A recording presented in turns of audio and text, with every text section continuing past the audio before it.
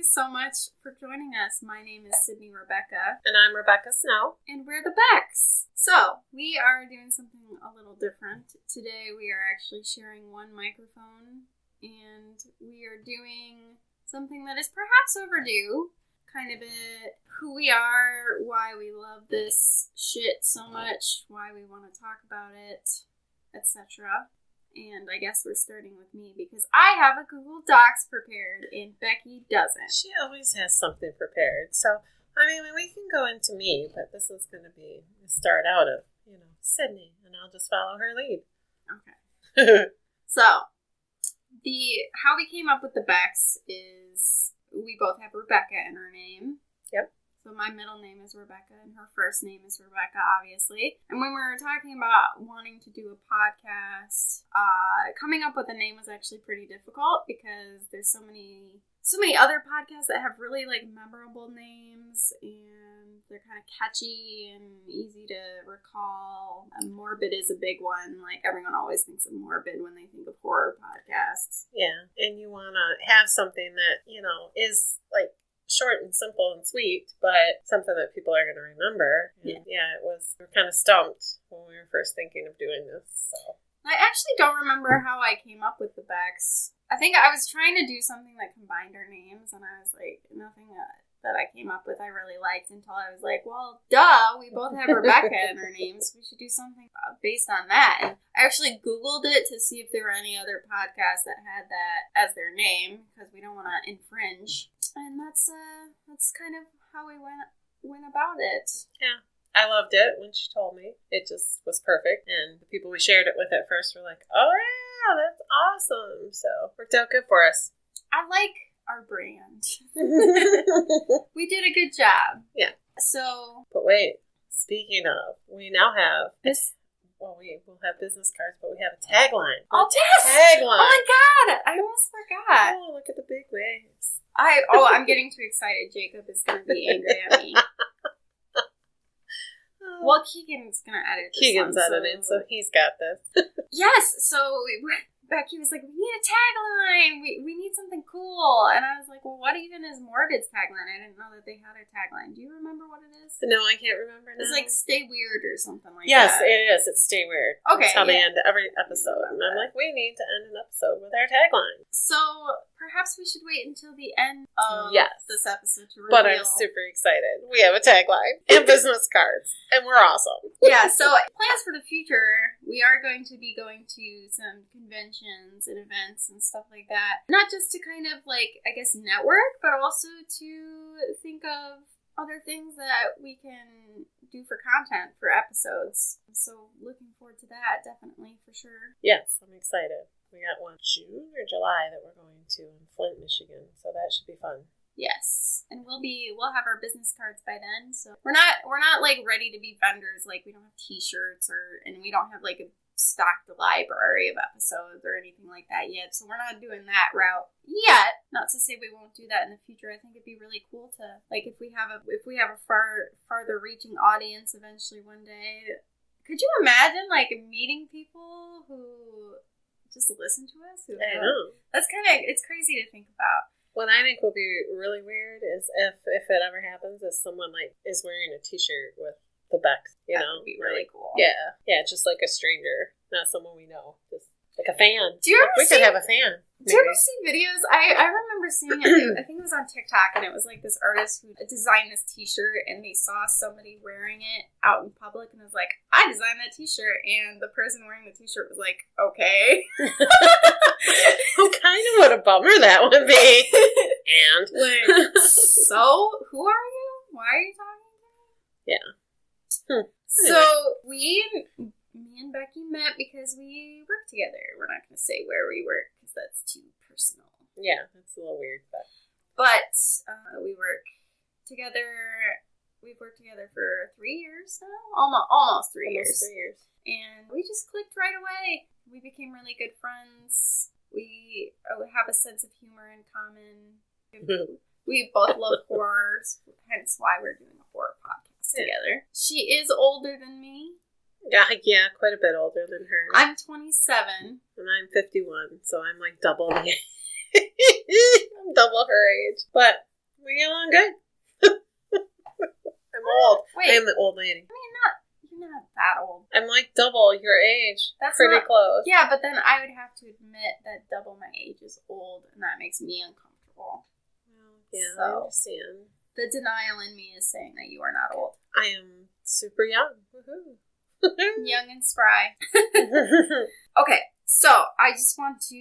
Let's talk about our favorite horror movies. So, mine, I have two that I thought of immediately. The first one I thought of was The Descent. I love that movie. It's so freaky. That one terrifies me, dude. Yeah. And I'm not even like a claustrophobic person. So for those who don't know, The Descent is about a group of women who go spelunking together, and one of the friends like says that she found a new cave for them to explore. I mean, she makes it out to seem like, you know, this is a cave that's been explored before, when in reality it hasn't. Nobody has been in these passages before. So it's like a group of, like, I don't know, 4 of them? Yeah, I think so. 4 to 6 women. It's been a minute since I saw it last. But they find things in the cave, and it's very scary. So not only is there a claustrophobia element, they're also very isolated. It's fucking dark, because it's a cave, and no natural light is under the earth. There's also, like, a creature element to it, and yeah, it's super freaky. Very good. One thing that I like that they could have done that they didn't, which I'm glad of, is that it easily could have been, like, a found footage film, but they didn't do it like that. I'm so glad they didn't, because, sorry, no offense, Blair Witch drove me nuts. I cannot do found footage. Other than the Paranormal Activity, the original one, that scares me a little bit. So is that one of your favorites? I think that is one of my ones that, yes, to scare me, like sitting at home alone. Yeah, that one is one that just, yes. I don't like to go to sleep with the lights out after I watch that one. That one scares me. Yeah, that's fair. The other one that I thought of was Jurassic Park, which is, I would say, arguably the movie is not necessarily a horror movie, but the book is, so there's kind of some crossover there. We are actually going to be doing an episode on Jurassic Park where I talk about the novel and Becky talks about the movie, and we talk about the things together. But just know it is one of my most beloved movies. I love it so much. I watch it like 3 times a year. We actually did record an episode, but we have to go back and re-record. Well, I wasn't going to talk about that because it's traumatic. It is traumatic, but I will share. Because I'm a sharer. Share. So yeah, Becky, what other horror movies do you love? Well, one that stuck with me from little, like, young age, which I probably shouldn't have been watching, was Poltergeist.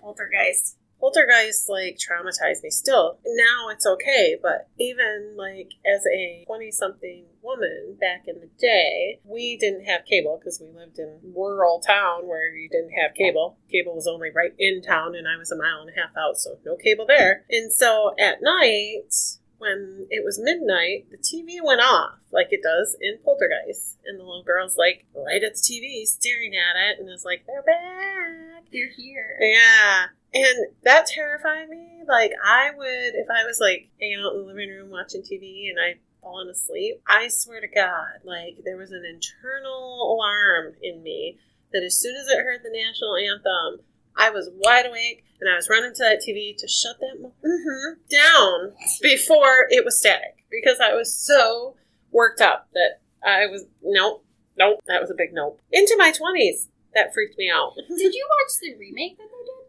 No, I have not. I remember liking it. Really? Yeah, I did not. The original kind of messed with me so much. The fucking clown thing that the little boy had. Yeah. Yeah, that movie. Well, and then I'm sure you've heard all the stories about the movie just being cursed because of people dying. And so, yeah, that movie messed with me. It is one of my favorite scary. Now, probably, if I went back and watched it, I'd probably be like, this is kind of cheesy. You know, because of when it was filmed, but yeah, I was pretty messed up over that movie for a lot of years, so I would say that was like a 10 out of 10 for me. There's, whenever people talk about, like, their favorite horror movies, Poltergeist is one that pops up a lot. So is The Exorcist. I never liked The Exorcist. I think because it freaked me out. Like, that one was, like, you couldn't enjoy it because it freaked you out? Yeah. Like, it was at that Yeah, level? it was just too disturbing for me because, you know, of all the stories of the reality of it, yeah, that scared me. That I couldn't enjoy it because I couldn't let go of the horror, that, like, the actual real-life horror that goes along with something like that. So, that scared me. Yeah, that was another one that they said was extremely cursed. Pet Sematary, too, was one of my favorites back in the day. The original. I did not like the remake, but the original, the little boy in it, even though now when I watch it, it's like, oh my, you know, the effects are so much better now. So you look at an old movie like that and you're like, oh, but that little boy when he came out and he's like, oh, now I want to play with you. Oh, that messed with me so bad.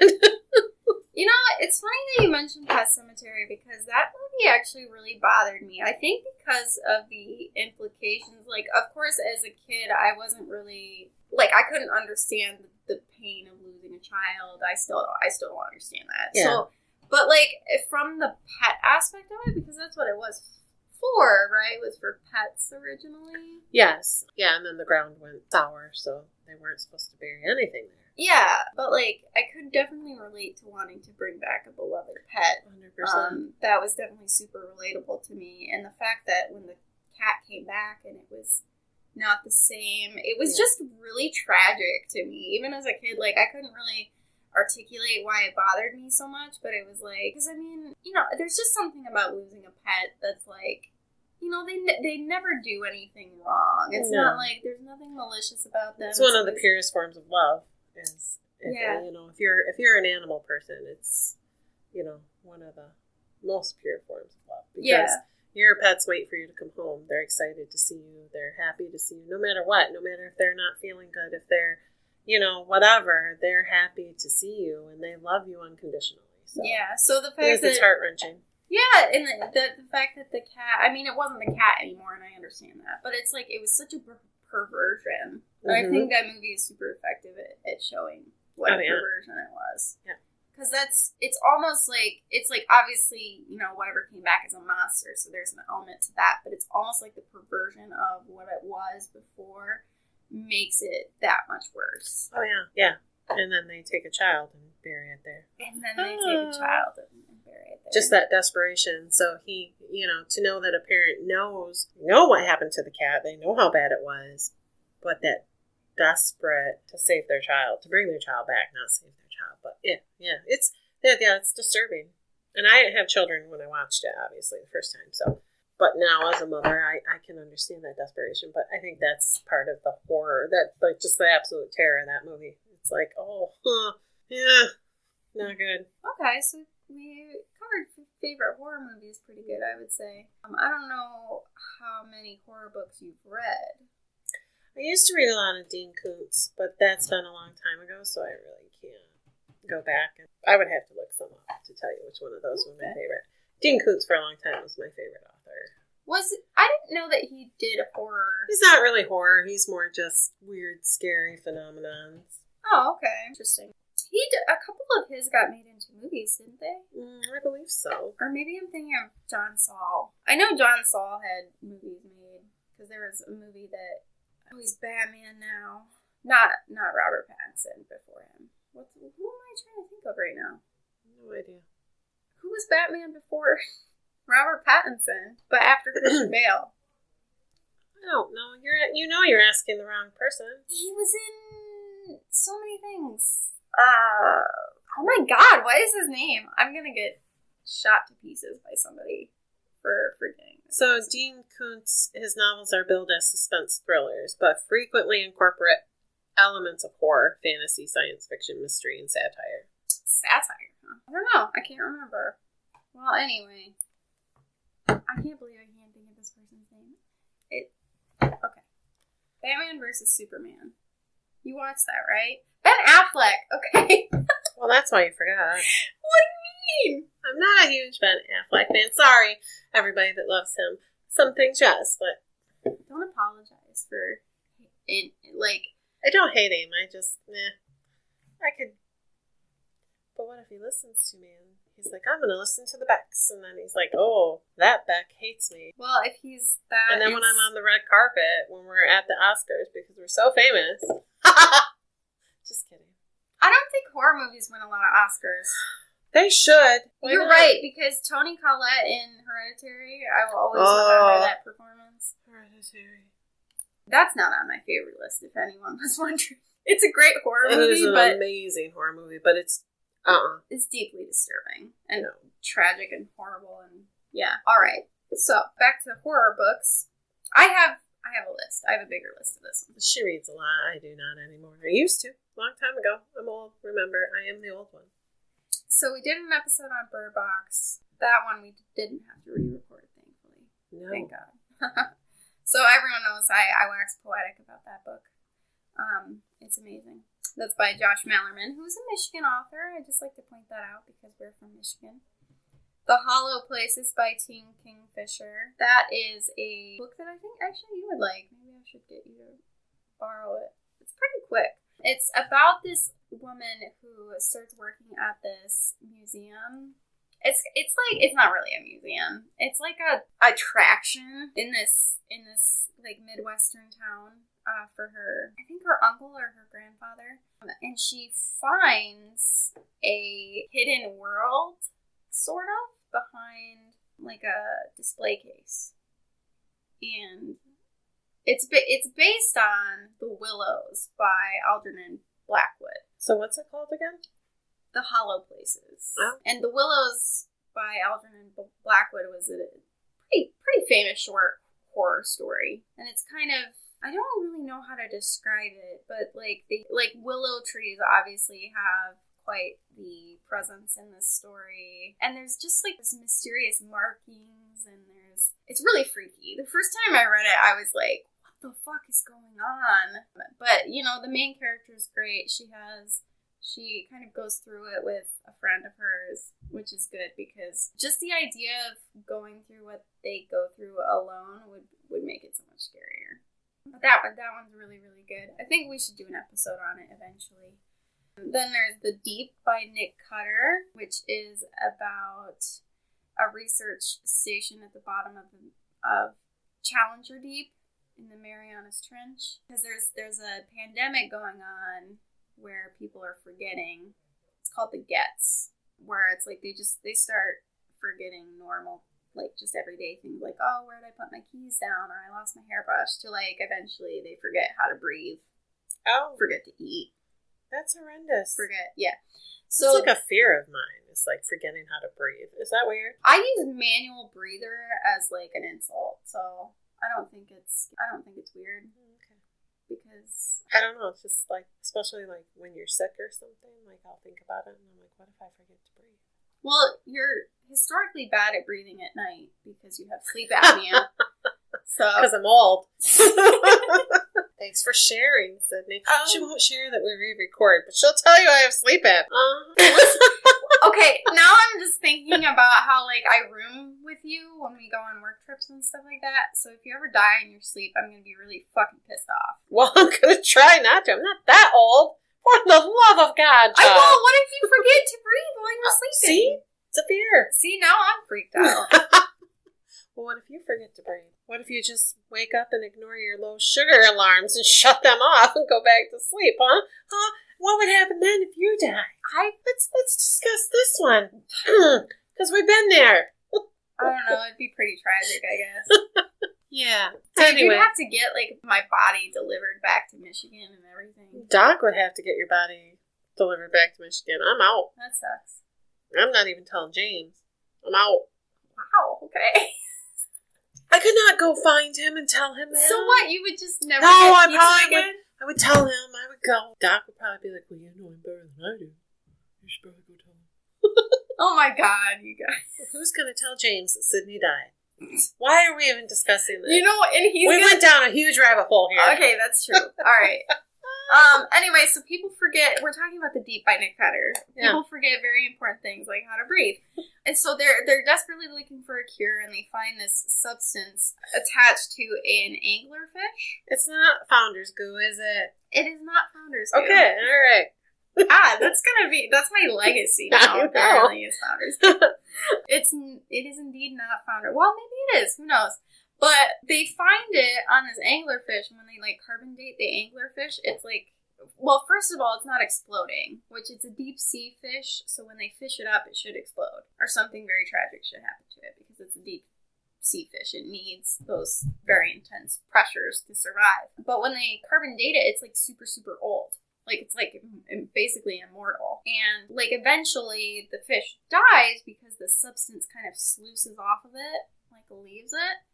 And that's when the fish explodes and does, like, normal deep sea fish things when it goes to, the surface. So they start to think, like, okay, this substance, like, if it can keep this fish alive, like, maybe it can help with the gets. So that takes our main character to the research center in the Marianas Trench. But they quickly learn that the substance, which they nickname ambrosia, it does make things, healthy, but it also changes them in ways that they perhaps aren't so good. So here's my biggest beef is I've read other books by Nick Cutter, so I listened to the audiobook for The Troop, which is actually one of my favorites too, that I didn't include. Nick Cutter is hard because he features animal cruelty in his stories.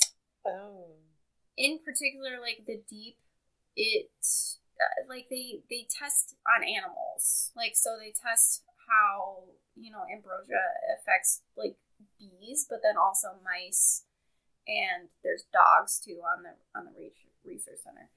And in The Troop, there's a character who's kind of a sociopath. He's, like, a sociopathic kid, and he tortures kittens in his spare time. Oh, boy. So, if there's lots of, like, definitely for Nick Cutter in particular, look up trigger warnings if you're sensitive to any of that, because in The Troop, I actually had to skip, like, 5 or 6 minutes of the narration because I wasn't going to listen to a kid torture a kitten. Like, yeah. I have a hard time with that because I understand that, as a horror writer, you're going to be pushing boundaries and crossing some lines and stuff, and it's not like Nick Cutter, like, endorses animal cruelty. I'm not saying that, but it also felt a little bit gratuitous, and I didn't want to listen to that, so I skipped it. But, maybe you have a stronger stomach than me and you can get through that, but some bad shit happens to the dogs in The Deep, particularly, that my boyfriend got really angry at me for when I had him read it, and then I had to remind him that I warned him. So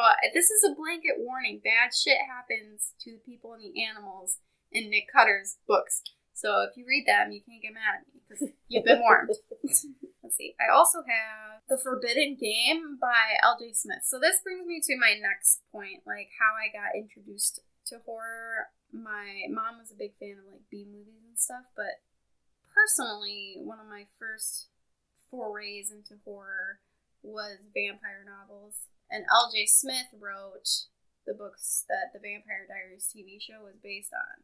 Okay.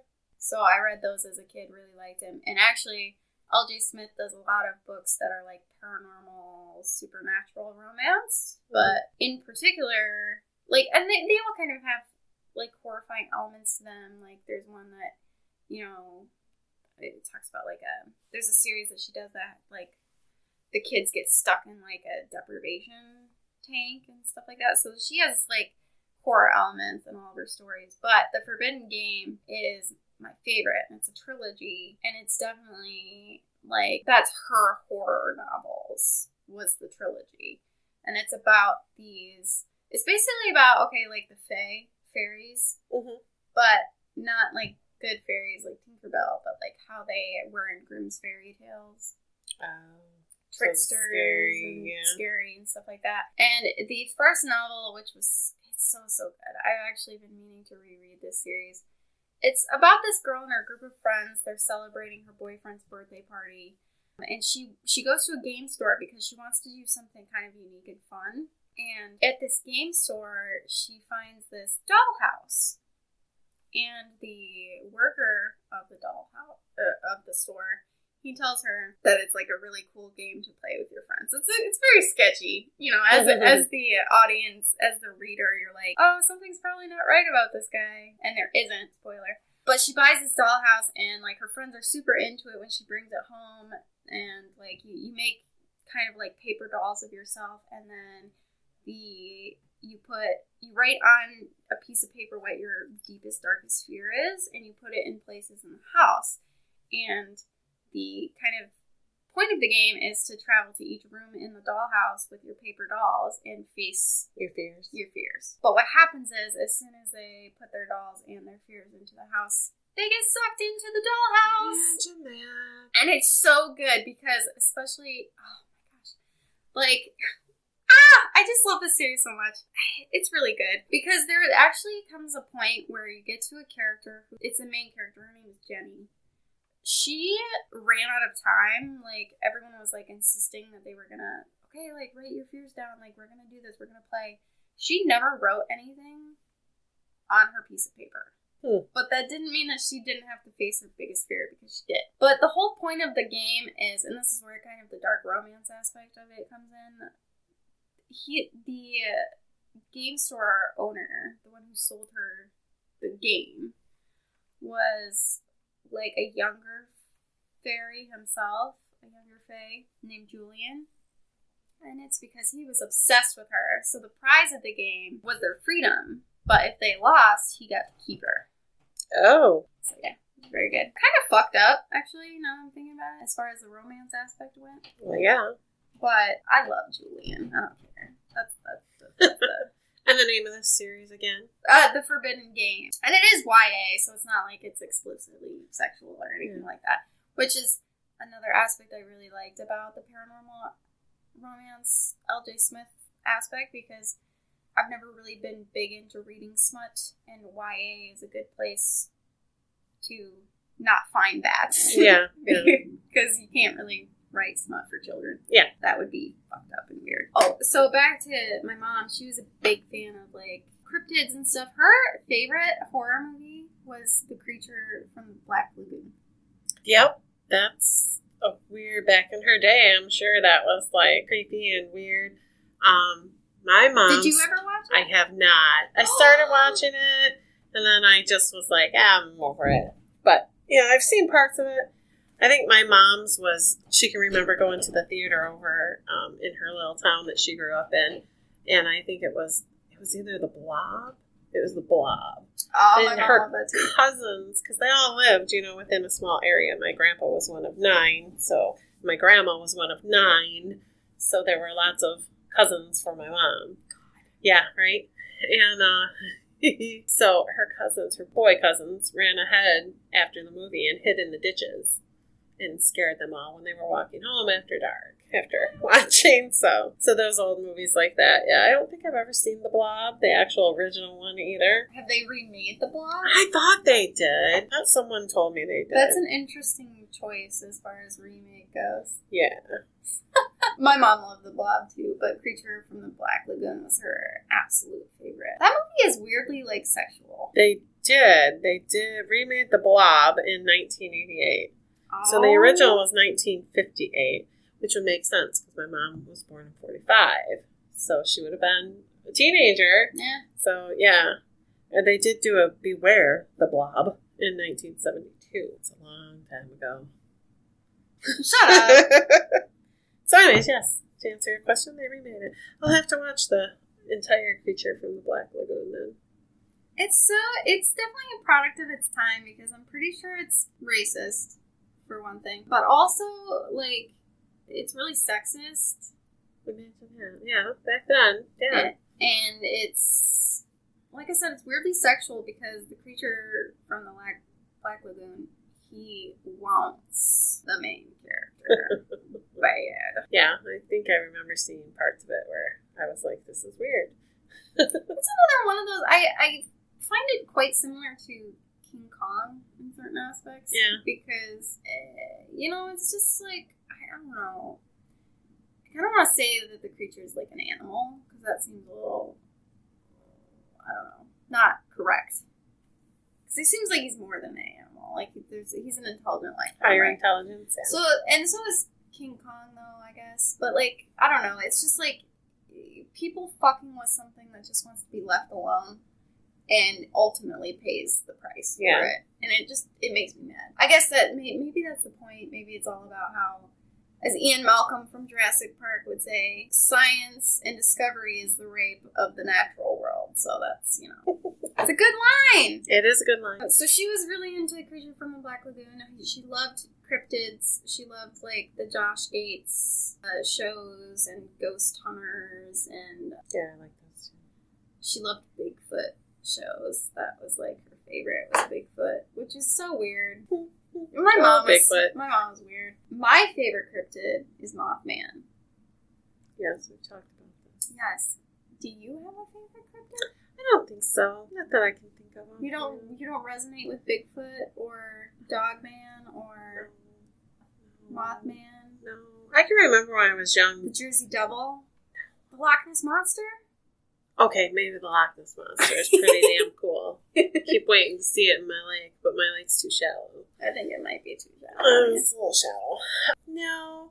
I mean, Mothman freaks me out, too, because, my dad's family's all from West Virginia, where Mothman was supposedly. So when I've gone back there to visit, that's been in the back of my brain. Because it's like, I want to see Mothman. I don't want to see no giant Mothman. Thank you, I'm good. Yeah, I mean, as much as I love Mothman, I would shit my pants absolutely 100% if I saw him. But if you ever look up, like, people talk about Mothman, and there was one lady who, like, saw him on her roof or whatever when she was, like, coming home. But she said that he looked cold, and she wanted to invite him in so he could warm up, which I think is so funny. I think that's how he gets you. Like, he's like, look at me, I'm such a cold moth, let me in. And then you're like, I will rescue you, Mothman. And then Mothman kills you. That's how he gets you. Becky, Mothman doesn't kill anyone. I know, I'm just teasing. He just scares people when they die. He warns them. Mothman scares me, he's scary. I don't want to see no big Mothman. He's cold. Okay. If you're cold, they're cold. Let him in. Hashtag Mothman. I'm also, like, super fascinated by, like, okay, I need to look it up because I don't want to call it, I will reference what people call it because that's how everyone knows it, but, so it's commonly called the Skinwalker Ranch, and I don't like to refer to it as that because it's kind of appropriation to call it that. Like, that's not a word that, white people need to be using, in my opinion.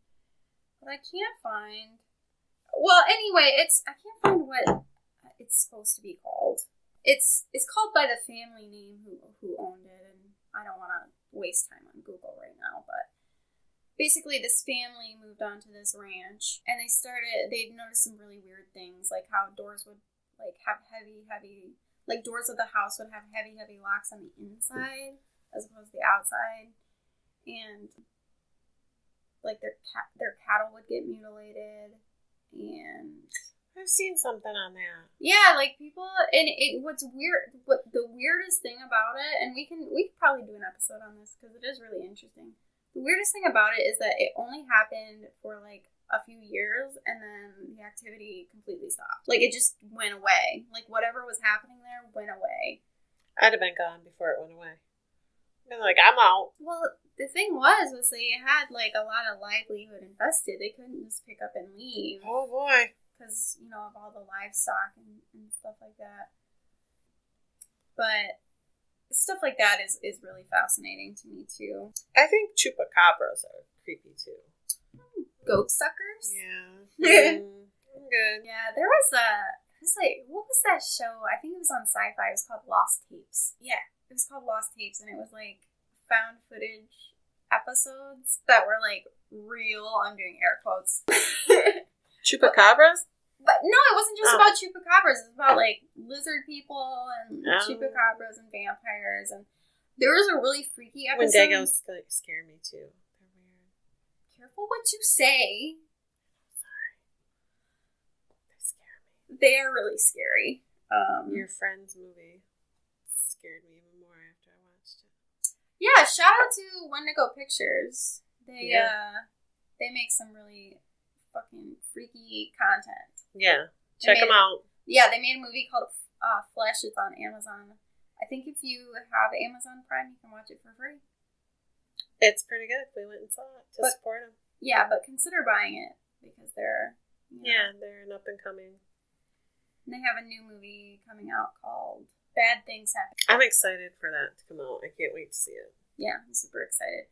My friend Bill, who does the intro music and he designed the art for us, he acts in Wendigo Pictures. He makes the music for them as well. He told me that they're, they have everything shot. They're just editing and stuff like that. So it's a great small town group of people that they work with, and so definitely support them. Yeah, they're super talented. Yep.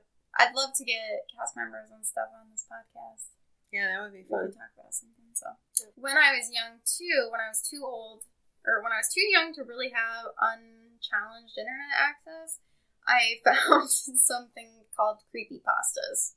Now this is definitely a younger generation thing. So Becky, I must know. Do you know what a creepypasta is? No, but both my children do. They've talked about it in the past. Okay, I was just like, yeah, whatever. It's kind of like, okay, so for people who don't know, creepypasta is kind of the internet's version of, what's the term I'm looking for? Not old wives' tale. Urban legend. Yeah, so it's the internet's response to like an urban legend. So it's just like a collection of stories written by anonymous people about true things, air quotes, that happened to them or people they knew, or, the most famous creepypasta probably in existence at this point is Slender Man. Yeah, and Slender Man got a lot of bad publicity because people were actually committing murders. Yeah, which is so funny. I mean, it's not funny, but I meant, ironic, because I was around, 13 or 14, maybe 15. So,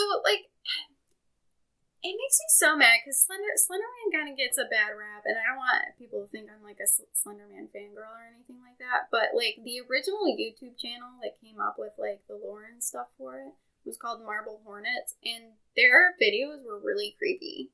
Yeah. How it started was really interesting. I'm not surprised that it got more press, I guess, as time went on because it was just kind of cool. The reason why I wanted to talk about creepypastas briefly, though, is because I kind of was into it for a while, and there was one in particular that was so amazing that I want to do an episode on in the future called Ted the Caver, and it's about a man who finds an extra passage in this very popular cave system. He's run this cave system with his friend multiple times. But that one day when they go down there, they find a tiny little hole and they realize that there's a cavern beyond it. So they start to kind of try to excavate it to get further into it. Okay. And scary shit starts happening. What I love about this story in particular is not only is it, there's a written aspect to it. It's kind of like a journal, kind of not, but there's also illustrations and stuff. So the author includes pictures of the tools he uses, and he draws pictures to scale to kind of show what he's seen, and then later on when he finds symbols or cave paintings and stuff like that, he copies them down. So it's almost like a multimedia aspect to it. Okay. Which is something that urban legends never really got to. Yeah. And that's why I find creepypastas to be kind of interesting. Because, it just adds a level of, reality to it, I guess. It kind of sells the story a little bit more. Which, of course, the author of the creepypasta, actually, somebody... I'll have to find it again because he had to make, an updated post about Ted the Caver because... somebody had literally stolen it and made a shitty movie out of it or whatever, but it was blatant plagiarism, and he was yeah, the story was fake the whole time, obviously, but also you can't just steal my shit. Yeah. So let me see what else I have. Oh, and obviously I come from a religious background, so demonology and paranormal stuff has always been really interesting to me. Because even my mom, who watched Ghost Hunters and stuff, she never believed in, ghosts in the sense that, the ghost hunters did. She thought that anything paranormal that they heard or listened to or encountered or whatever, it was all demons. Oh. Which, I don't know, maybe it made it kind of more thrilling for her, because that's terrifying. Well, yeah, no, demons are pretty damn scary. Yeah, no. And if you think of, like, everything, like, the things that, you know, you thought were just, like, mundane or harmless that are moving objects around your house, if you're, like, someone who can't believe in harmless ghosts, and you're just like, oh, good, there's a demon in my house. Like, how do you cope with that? Yeah, that's rough. But, I mean, like, Amityville Horror is, like, one of the most famous... Yeah, I don't like Amityville horror movies of all time. Yeah, me neither. Because that's terrifying. No. It's just so upsetting. Yeah. No, I'm not. No. And I'm not going there. I'm not going there. I'm not going near that house. I am not tempting fate. Because it was based on a true story, wasn't it? Yeah, it was. You know, I, for a long time, wanted to get some, EVP recorders. Oh, yeah. Because I lost my dad at a young age. I was 22 when he died. My husband is gone. My brother died at 53. So I've lost a lot of people. I've lost good friends at very young ages. So I was like, I'm going to get an EVP recorder and I'm going to see if anybody's around. But then I watched the movie, I believe it was called White Noise. And it says I think something like 9 out of 10 EVPs are threatening. It was like a huge number. Oh my God. It scared the hell out of me. And I was like, nope, not doing it. I'm good. I don't need to know who's talking around me. I don't need to know. Yeah, that scared me because I was really like, yeah, that's what I wanted to do. I wanted to see. You know, I've watched a lot of videos on that. And that's one thing that really interested me. Well, that's one thing that they show frequently in media, too, is, like the Ouija movies. Oh, yeah. They always talk about how, they pretend to be a loved one so that you talk to them more and more. Do you want to hear my story on that? And then, yes, absolutely, I do. But, and that aspect of it really kind of just pisses me off. I think this is just, my sense of justice or whatever, but, how fucking dare a demon pretend to be a loved one? Mm-hmm. I will physically punch you in the face. I'll find a way. It just pisses me off. Not that I'm challenging any demons. No, please don't. Especially in my house. What the hell? No, we're not doing that today.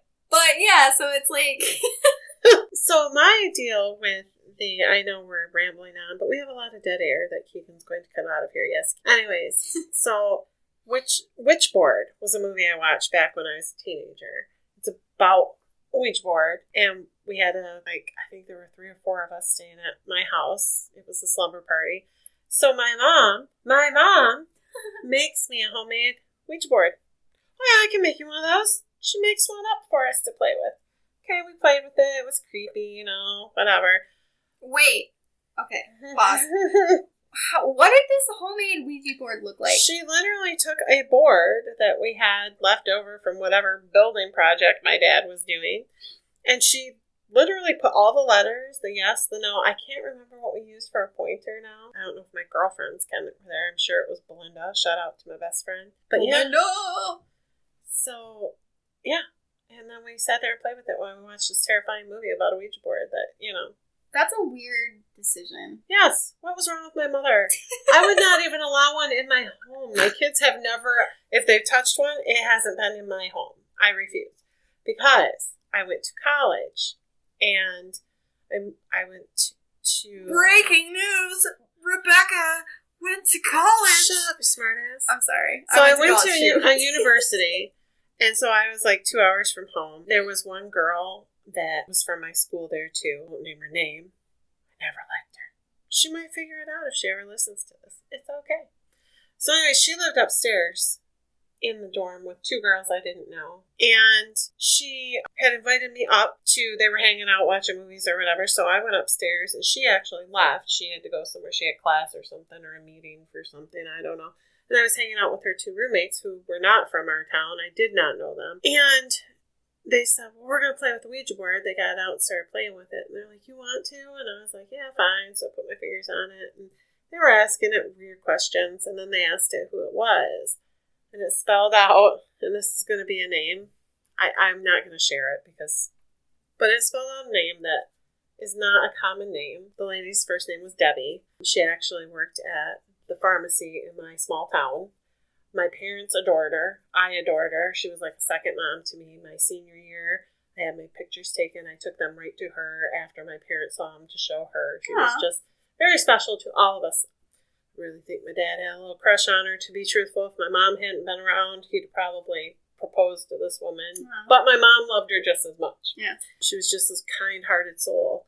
Well, my senior year, she was killed in a car accident. She had been out for girls' night with her friends, was headed home. She went off the road in a winter storm, and they didn't find her till the next day. She was like down in a ravine. Oh, no. And so it was very quick. It was very tragic. But the Ouija board spelled out her name. My hands were not on it. It spelled out her first and her last name.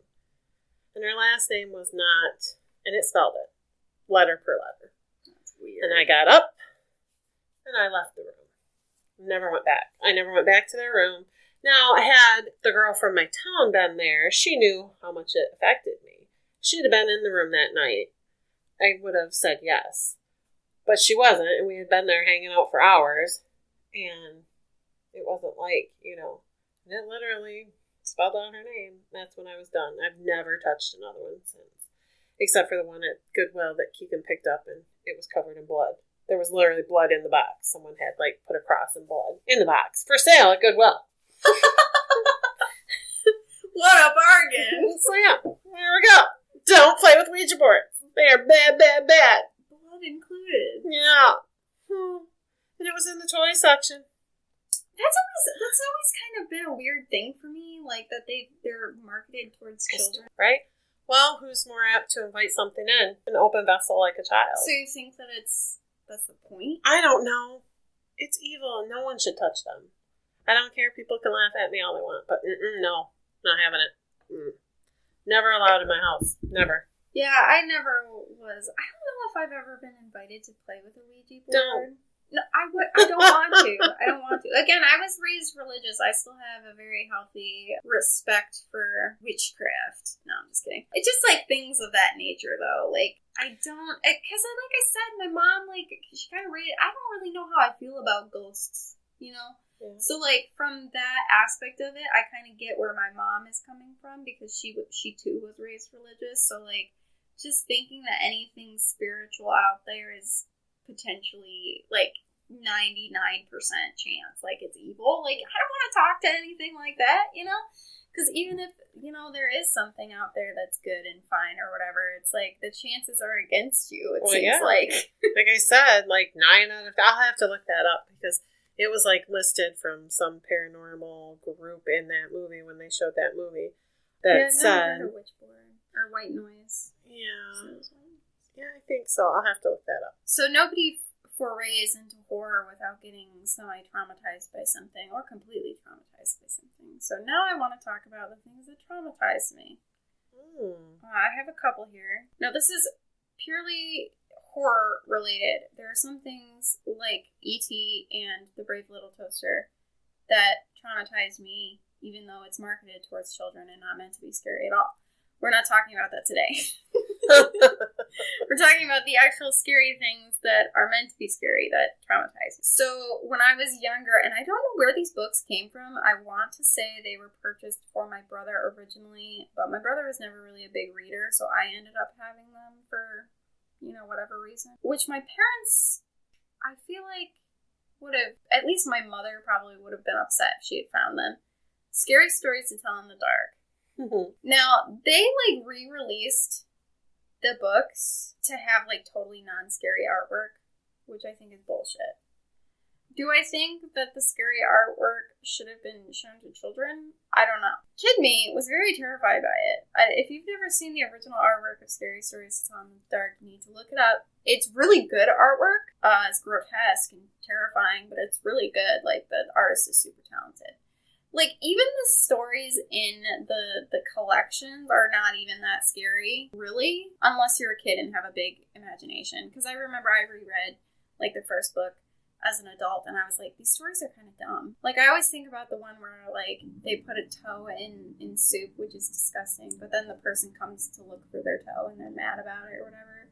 It's just kind of silly. But the artwork is what made it scary, because I remember the artwork of the toe, and it was really gross. But in particular, there was a story about a little girl. It was a vampire story, actually. I don't think they ever actually called it a vampire or anything, but it's about this little girl. Continuously, night after night, this man tries to get inside her room from her window. And as a little girl reading that, who had a first floor bedroom where someone could look into my window at night. Oh, that would terrify me, yeah. That literally gave me the phobia I have to this day, of looking out the windows into the darkness. Literally, I had to cover a window I have never covered in my house when she started coming over here. We're looking at it right now. She has a cursed ass looking backyard. It's a beautiful backyard. Not at night. It's very dark at night. Which, I mean, we live in the middle of the nowhere, so it makes sense. I mean, listen, and this is coming from... I'm not saying that it's rational, but it's just one of those things, like, there will come a time in my life, I'm convinced. I will look out a dark window, and there will be someone standing outside of it, and I'm going to die. I'm going to instantly pass away from fear. I mean, unless it's someone I know, I guess. But if it's a stranger, if it's a vampire-looking dude... Well, yeah, that's a little scary, I would agree. So there's two other movies I want to mention. Signs. Oh, Signs. Now, people really think this movie, the premise is stupid, which I do agree with. Like, rationally, it doesn't make sense for the aliens to come to a planet where they're allergic to 3/4 of it. We're not here to talk about that. We're here to talk about the implications of this movie for someone who was young and impressionable and lived in corn fucking Midwest state. And, like, that's exactly where the people in this movie live. Mm-hmm. And they're, like, religious and secular. And they could have shot that fucking movie, like, 100 yards from me growing up. Like, and, like, the imagery of the alien on top of the barn. That was another thing, like, looking out the windows in that movie. No, like, it all just kind of fucking, it, like, built on itself, this phobia of mine. And then, like, the rustling in the corn stalks. Yeah. It's very freaky. And the aliens themselves were not very nice looking either. They were scary. They were scary. That whole movie was just creepy. The premise of it, okay, if people want to say it was dumb, that's fine. But the way it was shot, the way, it was creepy. It's a creepy movie. It still messes with me. Oh my god, the baby monitor. Ah. I had an irrational fear. I have outgrown this one, but for the longest time, I freaked out anytime I heard baby monitors. Like, I didn't trust them. Oh yeah, I understand. I was like, I will hang out in the room that the baby is in, and you can turn off the fucking baby monitor. Like, this is not necessary. I will just live here now. The last one I want to mention, which is newer than Signs, but still kind of old, but so I still watched it when I was probably too young, was The Fourth Kind. Yeah. Which, that is another alien movie. And it's like, it's shot like, they continuously interview this woman who is the main character, and it's like, you have the interviews where she's like very gaunt and sick looking, and then you have the actual movie where it's, it plays out like an actual movie, and she gets abducted by aliens, and it's sickening. Ooh. That movie made me scared of owls, because owls for some reason are like connected to aliens. They say if you dream of owls, that means that you're gonna get abducted. Oh. I did not realize that. So, yeah. That's, I'm trying to think of any other horror movies that really freaked me out. I had my first bout of sleep paralysis after I watched Insidious. Oh, Insidious is creepy, too. This was really scary. I was 16, and I remember this because I thought about it later on, that I should have been embarrassed by this. But I'm not. To this day, I'm still not embarrassed by this.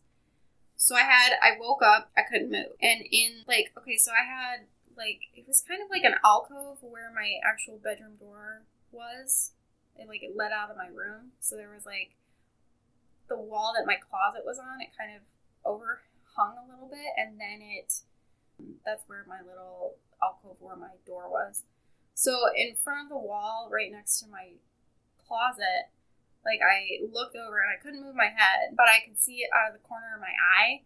there was an extremely tall black form that had like really long limbs and long fingers, and it like raised its hand and just kind of like moved its fingers at me a little bit, which sounds really stupid. But again, I was frozen. I couldn't move. Like, I could just tell that it knew that I saw it. That's not and good. that it saw me.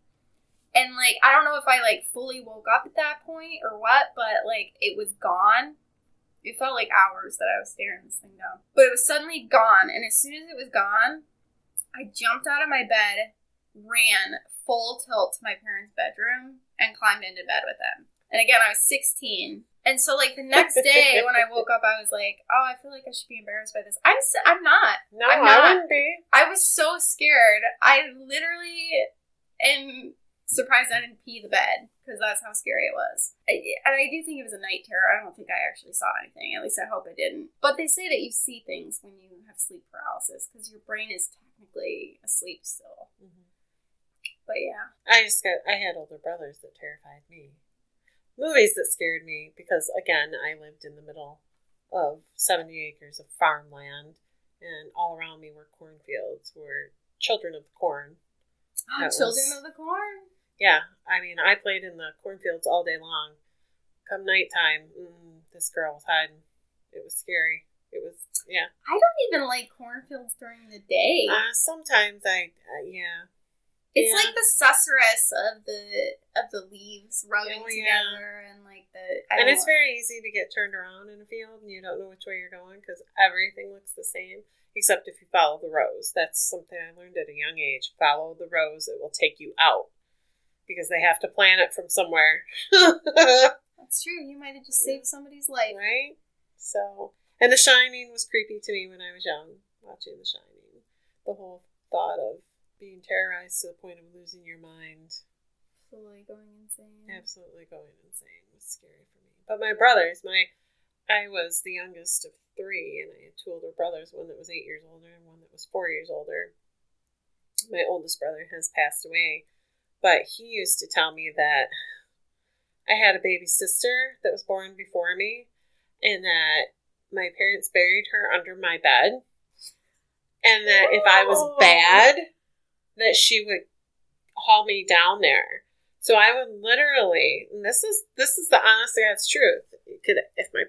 If my parents were, if my mom was able to answer, she might still be able to, but I would run from our bathroom, and from the hallway, it was probably 4 or 5 feet to my bed, and I would jump.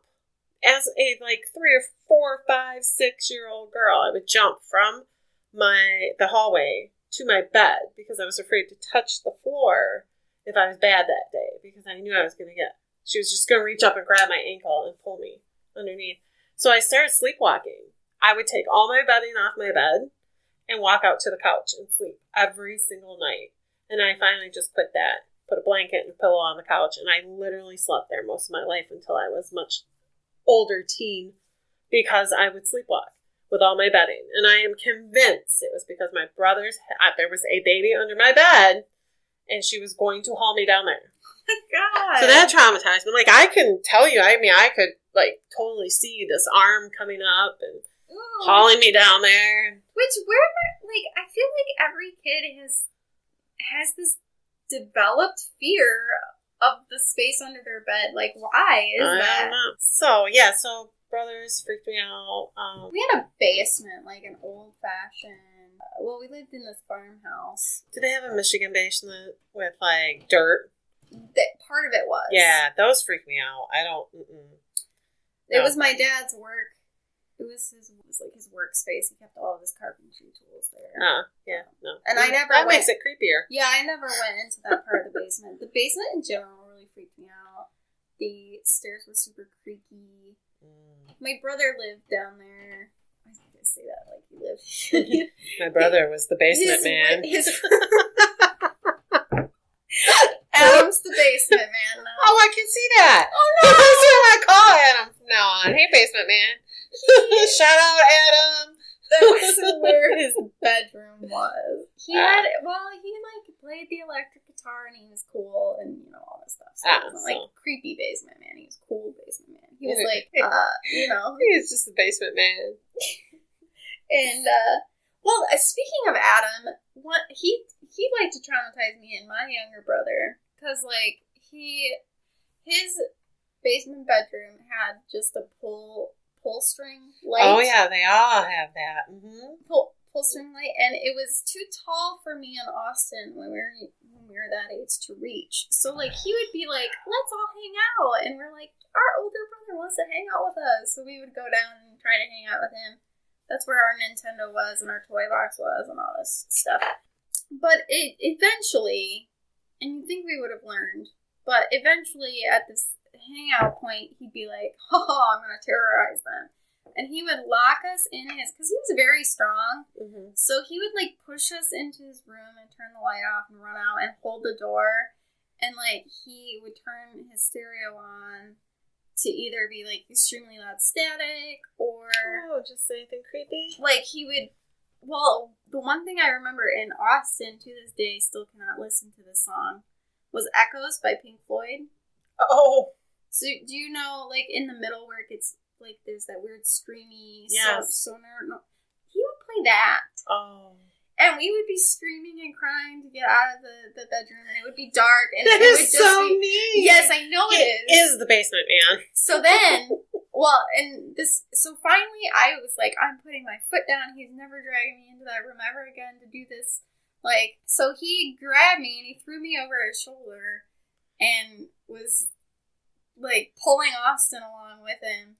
And trying to get us to lock us in the room and play that scary fucking song again. And I opened really wide and snatched down on his shoulder. This is where you bit him. Yes. So I bit the shit out of him. He still has a scar. Well, he deserved that. That was evil. Well, and you know the fucking thing about it is, and I will forever be mad about this, is he let Austin go, screamed because it hurt, and he grabbed me by, like, the scruff of my night dress, and... Still threw you in the room? No, he took me upstairs, and, like, is still holding me like a disobedient cat, and was like, he went up to my parents and was like, she bit me, and then I got my ass whooped for it, even though I was just defending myself. Oh, Adam. And even Austin was like, no, like, she didn't. But all they saw was poor Adam with his bite mark. Who totally deserved it. He did deserve it. See, I grew up, though, for me, too. My dad was always like, it's not like he was creepy, but he did a lot of weird things. Like, you know, he was like, I can move this pencil with my mind. And so creepy things like that went on around our house all the time. Hang on a minute. Could he move it with his mind?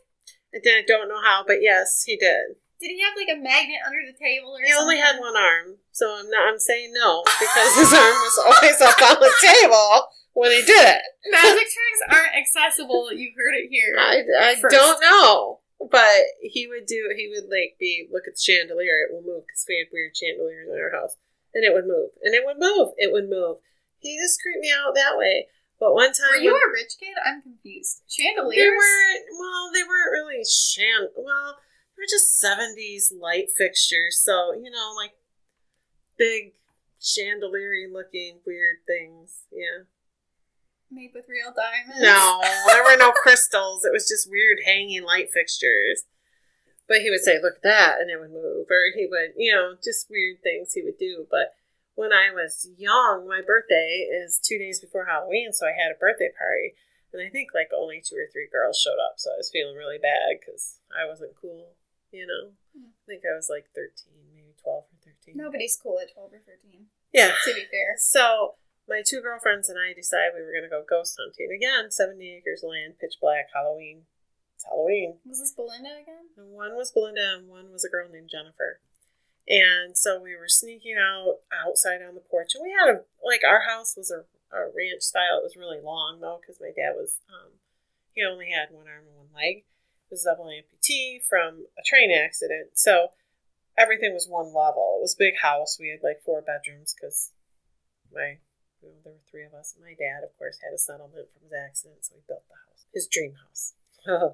But anyways, so we were sneaking out by the garage, and we had walked like the whole front of the house on the porch slowly because it was pitch black, and we had shut all the lights off because, we're not going to search for ghosts. And we just got out to like the field on the side of the house, and all of a sudden a shotgun went off. I have never screamed that loud. And I ran back to the house. My girlfriends and I ran. My dad had my brothers watching us, so they knew when we got out to the yard, and he shot the gun out the back window to scare us, to terrify us.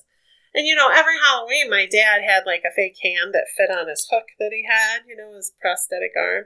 And he would hang that hand from the door with blood all over it. Oh, my God. And so I grew up with creepy... It kind just of was, morbid Yeah, humor. my dad had a morbid sense of humor. He just was that way. So things like that were how I grew up. So, yeah, when I was 15, my brother and his friend scared us. But that's a story for another time. But, yeah.